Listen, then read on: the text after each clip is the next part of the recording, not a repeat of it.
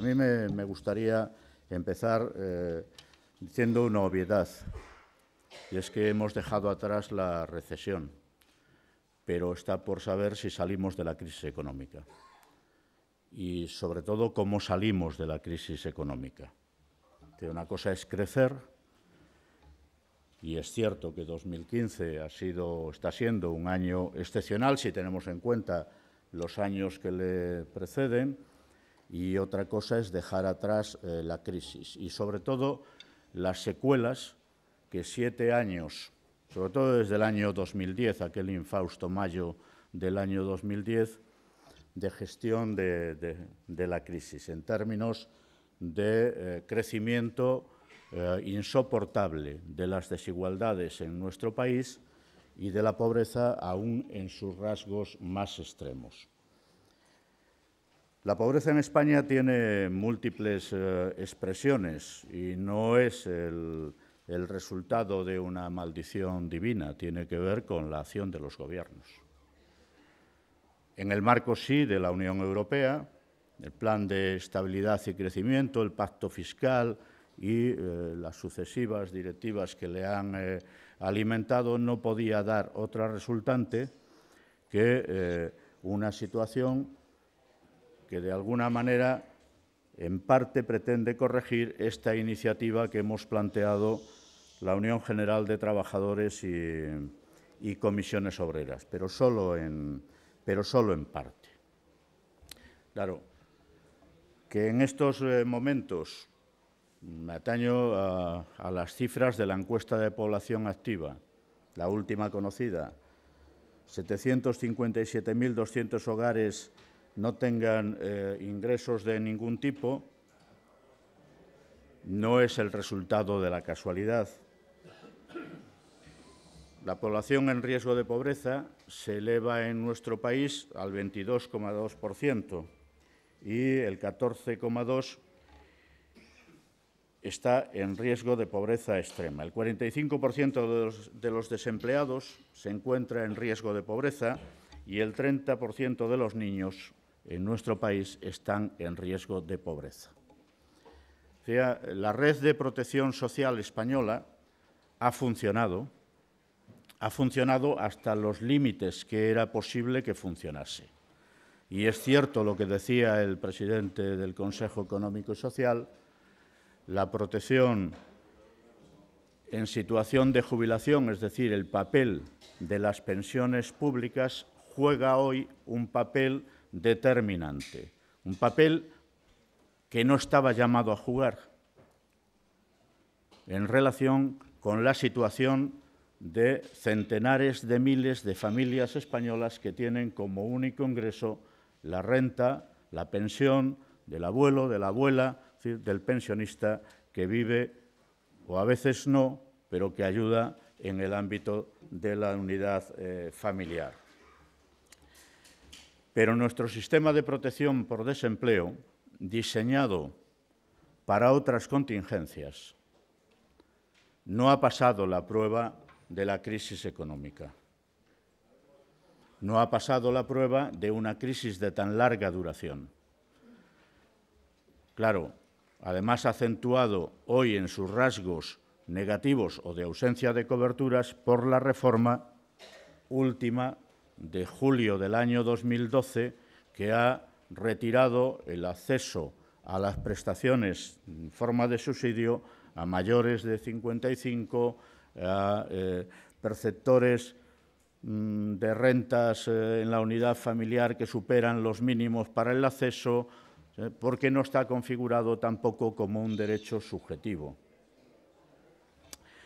En fin, tenemos una situación que con el tiempo se ha ido agravando. En tanto la crisis no tomó la proyección temporal que termina tomando, nuestro sistema de protección al desempleo cubría mal que bien las necesidades.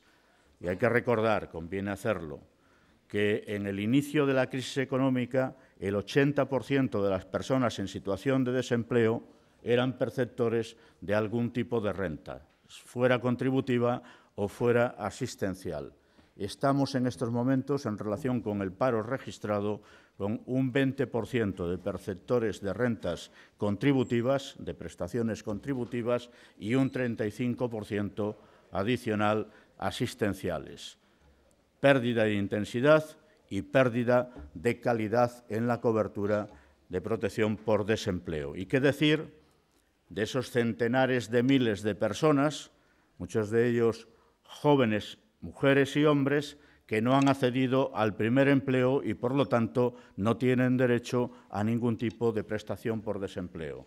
Y a quienes las rentas que circulan en los ámbitos de las comunidades autónomas apenas, por decir algo, dan cobertura, entre otras cosas porque están sujetas a disponibilidad presupuestaria y no configuradas como un derecho subjetivo en relación con la situación de las personas.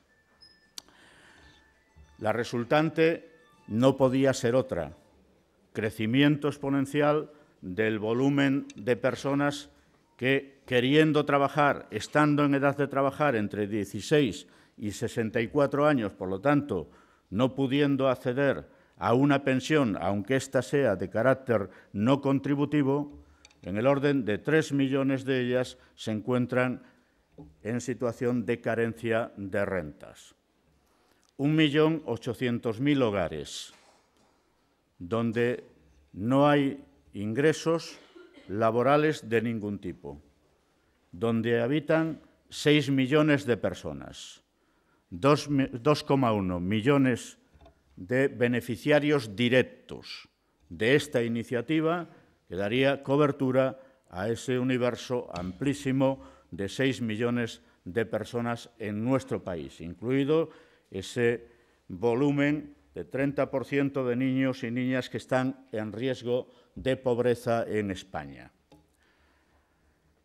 Decía, tardaremos tiempo en superar las secuelas de la crisis.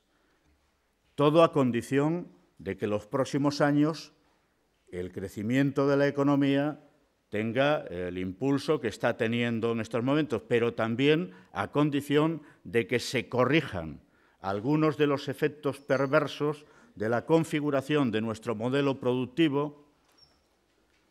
Desgraciadamente, estamos saliendo de la recesión por los mismos factores de crecimiento que determinaron el largo periodo anterior y la profundidad de la caída a partir del año 2008. Otra vez la construcción residencial. Parecía que no íbamos a volver a cometer los mismos errores. Pues el retraso, cuando no abandono, de la idea de la necesaria transformación de nuestro modelo económico está configurando un modelo low cost. Y un modelo low cost en lo económico exige referencias low cost en otros ámbitos fundamentales. Por ejemplo, para determinar la calidad del empleo, que es el efecto de la reforma laboral, desmontaje de nuestro marco de relaciones laborales, que con todas sus imperfecciones tenía unos niveles de garantías de los que hoy se carecen. La resultante composición del empleo, pues en los términos en los que está planteado.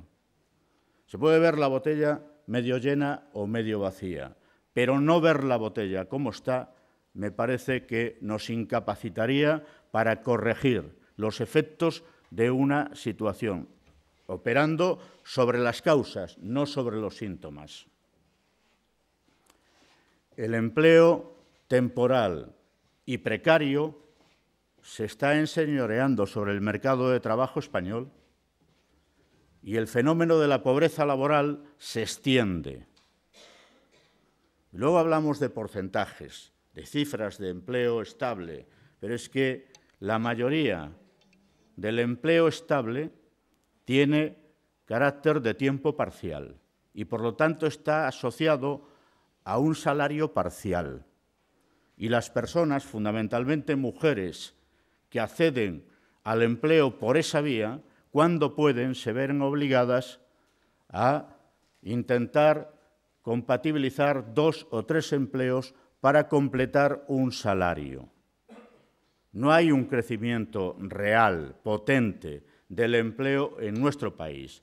Hay un reparto espúreo del trabajo, que es lo que da como resultante la pobreza laboral, que afecta cada vez a más gente.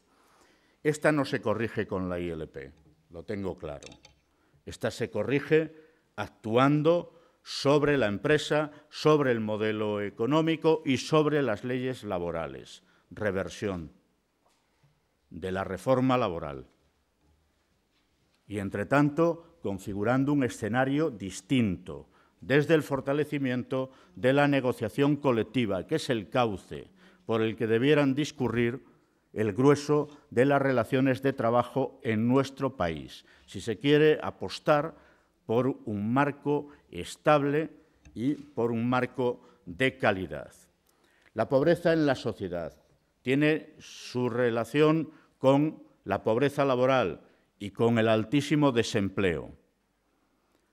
No es posible en una sociedad, sobre todo si uno termina creyéndose esto de que ya salimos de la crisis, que esto se haga a costa de dejar en la estacada a millones de personas en nuestro país.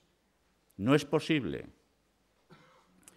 Alguien hablaba de ello, creo que era en la rueda de prensa que hacíamos antes de llegar aquí, me parece que era Cándido. Tenemos un volumen de paro, de desempleo, que supera los 5 millones de personas todavía en España.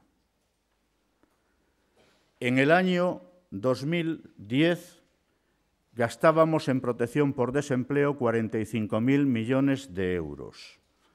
Los presupuestos generales del Estado para el año 2016 hablan de un gasto, 40.000, de un gasto de 25.000 millones de euros. 15.000, 14.000 y pico millones de euros menos. Creciendo las cotizaciones empresariales, que se generan en las empresas, no empresariales, pero eliminándose prácticamente la totalidad de la aportación desde impuestos del Estado al sistema de protección por desempleo. Recordar, intensidad y calidad de la cobertura de la protección por desempleo. Es la resultante, no podía ser otra. Y esta es una secuela directa de una gestión nefasta para las personas de la crisis económica desde el año 2010 hasta el momento presente y que amenaza por mantenerse durante tiempo. Por esto, y voy hacia el final, es imprescindible una iniciativa como la que hoy estamos aquí tratando. Hubiera sido deseable que fuese la acción del Gobierno, la acción política de los grupos parlamentarios en el Parlamento quien a lo largo de esta legislatura configurase este sistema. No ha sido posible. Ciertamente, cuando firmamos la declaración en Moncloa con el presidente del Gobierno en julio, 29 de julio del año pasado, nos planteamos un itinerario. Configuramos el sistema de rentas para parados y paradas de larga duración con cargas familiares. Está funcionando un poco menos que regular. Es necesario corregir algunas disfunciones que tienen. Comprometimos a analizar la situación de los sistemas de protección en nuestro país con el límite del mes de diciembre. Estamos en el mes de septiembre del año siguiente. Esperamos todo este tiempo para impulsar la iniciativa, porque el compromiso no era solo analizar, sino en enero ponerse a negociar cómo completar la red de protección en España. Por lo que fuera, lo dejo ahí. No ha sido posible. No tenemos el mapa y no ha habido negociación. Y es por esto que en junio los sindicatos pusimos en marcha la iniciativa, 6 meses después del límite para el establecimiento del primer compromiso. Nuestra idea es proceder lo más rápido posible a la recogida de firmas, a ser posible antes de las elecciones generales, para presentarlo y que sea esta iniciativa legislativa popular, que es una iniciativa democrática, la primera que tenga cabida en la próxima legislatura, porque las necesidades de las personas no esperan. Muchas gracias.